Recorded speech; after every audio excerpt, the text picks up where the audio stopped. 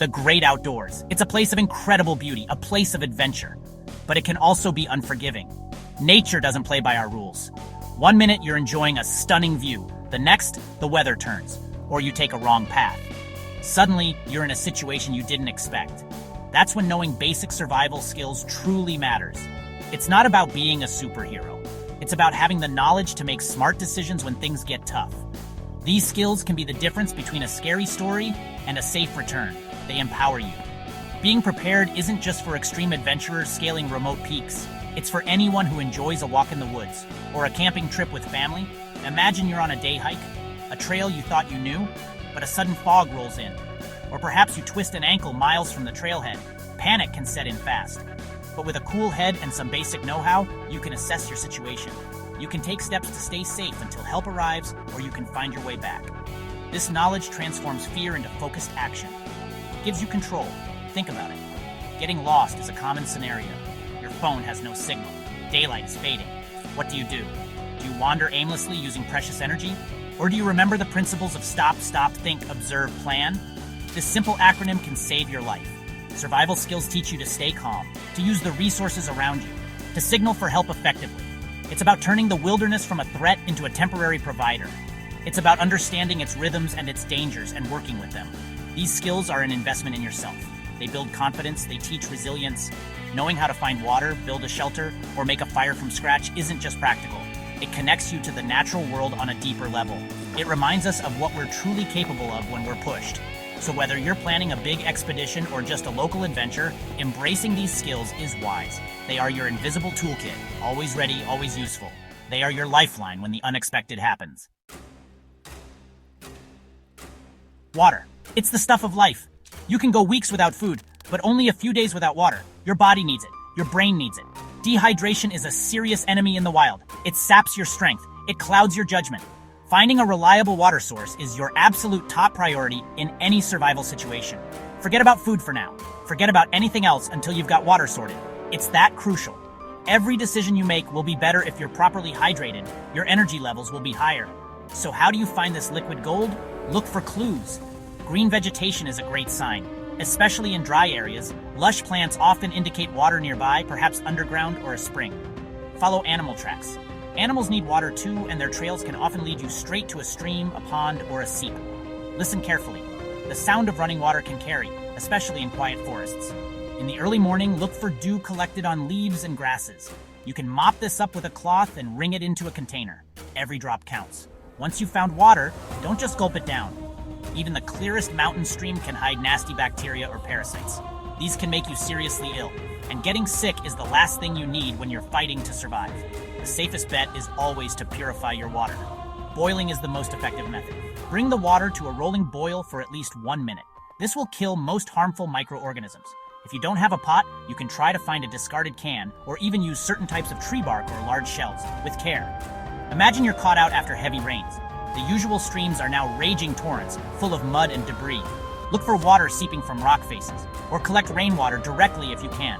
A plastic sheet or even a large leaf can be angled to channel rain into your container. Sometimes, digging a hole in a damp riverbed, a short distance from the water's edge, can allow cleaner water to filter through the sand and collect. Remember, clear doesn't always mean clean. Patience and proper purification are key to staying healthy and strong. After water, shelter is your next big priority. A good shelter protects you from the elements: rain, wind, snow, scorching sun. Exposure can quickly lead to hypothermia or heat stroke. These conditions can incapacitate you. Or worse, your shelter is your safe haven. It's your base of operations. It's where you can rest, recover, and plan your next move. It doesn't need to be a palace. It just needs to keep you dry, reasonably warm, and out of the worst of the weather. A simple, effective shelter can make a huge difference to your morale and your chances. One of the easiest and quickest shelters to build is a lean-to. Find a large, sturdy fallen log or a low, strong tree branch. This will be your main support, then lean smaller branches and poles against it at an angle close together. You're creating a sloping roof and one wall. The steeper the angle, the better it will shed rain. Once you have the framework, cover it thickly with debris. Leaves, pine needles, bark, moss, whatever you can find, pile it on. The thicker the layer, the better the insulation and waterproofing will be. Location is critical when building your shelter. Don't build in a dry riverbed or gully. A flash flood could wash you away. Avoid building directly under large, dead trees or branches known as widowmakers. Strong winds could bring them crashing down.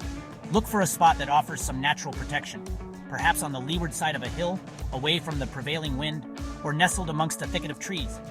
Try to build it close to your water source and a supply of firewood if possible, to minimize your energy expenditure. Consider a scenario where you're caught by an unexpected cold snap. The temperature plummets. A simple lean-to might not be enough. This is where a debris hut comes in. It's more enclosed. You build a frame like a small A-frame and then cover it entirely, sides and top, with a very thick layer of debris, a foot or two thick if possible. The entrance should be small to keep heat in. Your own body heat will warm up the small space. This type of shelter can be surprisingly effective, even in freezing conditions. It's all about using what nature provides. Once you have water and shelter sorted, your thoughts will turn to food. Food provides energy. It boosts morale. But remember, you can survive for a surprisingly long time without it. Don't take unnecessary risks hunting large game if you're inexperienced. Focus on what's readily available and requires less energy to obtain. Your mind is your most important tool here. Stay calm, stay positive. A clear head will find solutions where a panicked one sees only problems. Believe in yourself. You are more resourceful than you think. Foraging for edible plants can be a good option, but this requires knowledge. Many plants are poisonous. Some look very similar to edible ones. The golden rule is, if in absolute doubt, leave it out. It's not worth the risk. However, if you've done your homework and can confidently identify a few safe bets like certain berries, nuts, roots, or young shoots, they can provide valuable nutrients. Always be 100% sure of what you are eating. A good local field guide studied beforehand is invaluable.